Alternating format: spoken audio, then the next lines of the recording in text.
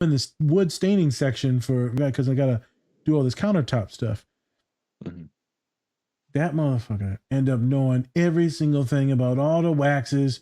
He showed me about 700 pictures on his phone. I'm like, I asked the right fucking guy. The guy from Lowe's from the paint department said, "Can I help you anything, sir?" I said, "No, homeboy got me." Yep.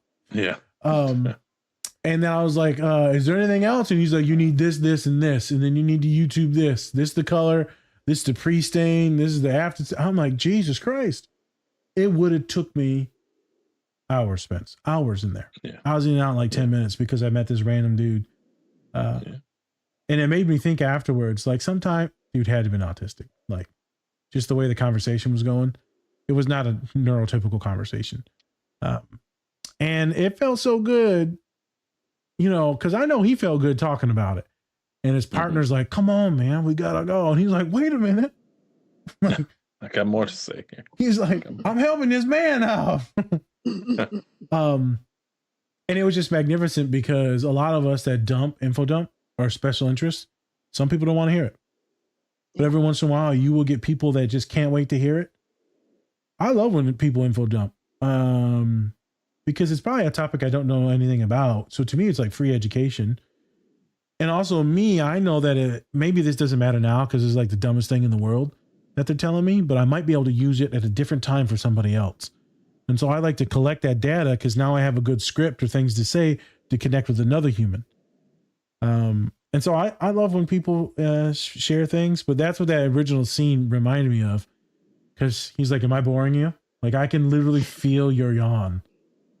And she's like, "No, I'm fine." He's like, "Maybe you should take some Benadryl," because she's like, "You got allergies." She's like, "Oh, no, I'm just going to drink some whiskey." He's like, "That's stronger than Benadryl." Yep. Mm-hmm. Yeah. He's like, "How do you get through these conversations? Whiskey." Alcoholism. Hey, I mean, it's the only way to talk to an autistic person, right? To be drunk. That's sarcasm. Okay. Oh. That's complete. Oh. I'm just therapy drunk. I say, "Oh, tell me your problems." What's happening? He pours into his Busch Light. Hey, random thing. Yes. We'll talk about this maybe in the next podcast. Spence, did you see that thing with Jason Kelsey? Oh, yeah, I did. So people just think they can say anything disrespectful these days. It's wild, bro. Yeah, that wasn't good. Horrible. That wasn't good at all. Yeah. So some folks do better. I'm sorry I did a small pivot here. Don't just be saying horrific, homophobic things to people. Just some people, they're just sickening, man. You watch things like that and you're like, this is the world we live in sometimes, Spence. Yeah. We're not going to repeat it, but I was actually hoping he kicked his ass, that boy. I hope he gets kicked out of school. I hope Penn State kicks his ass out of school for saying those slurs. Yeah, well, you know, it's Pennsylvania, Philadelphia. They acted exactly how you would think, people in Philly be acted. So all I know is they should kick that kid out of school. They should. All right. Anyways, it's a random thing. You can Google it later. A famous football player is on TV shows, right? And then some kid starts calling him names and his brother names. And then he takes his cell phone. He's dating Taylor Swift. Yeah, and he takes his cell phone, throws it on the floor, and breaks his phone. I guarantee you that kid tries to sue the football player for this, but in actuality, that kid, for what he was saying, should be kicked out of school. Yeah. People just think they can say anything. Yeah. Spence, real quick, and then we'll get to the next scene. Have you ever had this special interest info dump thing? Like, and then people are like, "Shut up, bro," and you're just like, "Wait a minute," the green one is better. I think I'm more on the side. Like sometimes I do when it's talking about like certain like shows or movies, stuff like that. Like I can info dump about Star Wars if people aren't interested, or if like they say or if they have like the same interest as me and I can see that they are, then I can talk about it. But usually I like to listen. You're the listener. To people. Yep. Yeah. I usually like listening to people. And I try not to like shame anybody while they're having like these kind of more like they're going on like these so-called like tangents. Rants and stuff like that, because it's just like, I mean, you're having fun talking, so what am I supposed to do? Just be like, oh, I don't want to listen to this anymore. Like, no, I usually like to just listen and be like, oh, cool, learn something new today. All right, cool. Yeah. have you had an experience where you shared like special interest and then they were just like, shut up, or they like walked away, or could you tell? Because it happens to me sometimes. I'm like, I need to shut up. I don't know. Again, I tend not to talk. I'm on the other side. So I'm just like so masked. I just like really don't even know half the conversation. Okay. No, I mean, again, fortunately, I think one of the things that helps with that is that I would find communities of people who had common interests to mine, and then you can kind of talk about it all the time because everybody's interested. Yep. So hanging out with musicians, or hanging out with like the theater kids, or hanging out with the podcasters, or hanging out with like, a cappella singers. Like we're all, we can all talk about the same type of stuff and not get tired of it. So I think that, again, helped with that a lot. But yeah, other than that, I was not really talking a whole lot outside of those groups. But the good thing is for folks that do want to info dump, find those groups like you talked about. Find those groups so that way that they're not getting burned out and everyone's benefiting. Mm-hmm. Yep. All right. Yeah. Let's move it on down to the east side. Yeah. Yep, that's where I went to. Yep. No, he's up in the sky. Yeah, well, right. To the next scene. All right. So now we're having this scene where Callie found like the device where they could detect ghosts.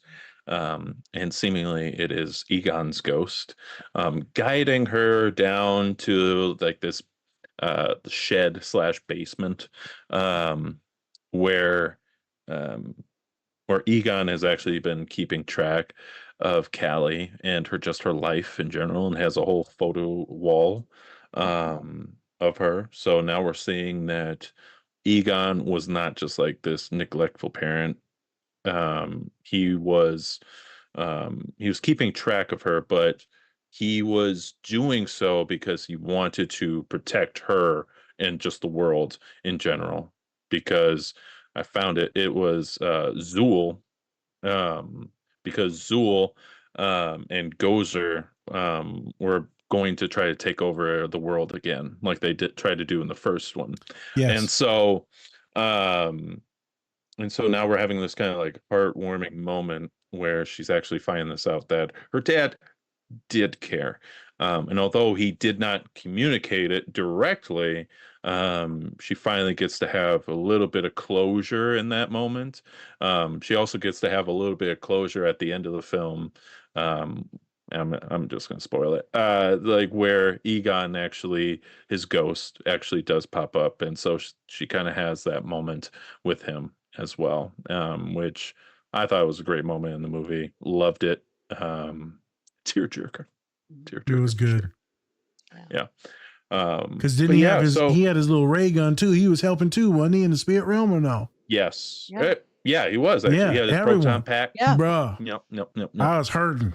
It was great. And then they're all just looking at him. You're just like, no. I know, man. Bill Murray, everybody. I know. I'm telling you, man. Good times. Yeah. And I actually got to meet Ernie Hudson. I actually got to meet him in person because he lives in Minnesota. Okay. He was a cool guy. Yeah. Gave me a wrong email. Couldn't contact him. But you know what? Hey, love you, Ernie.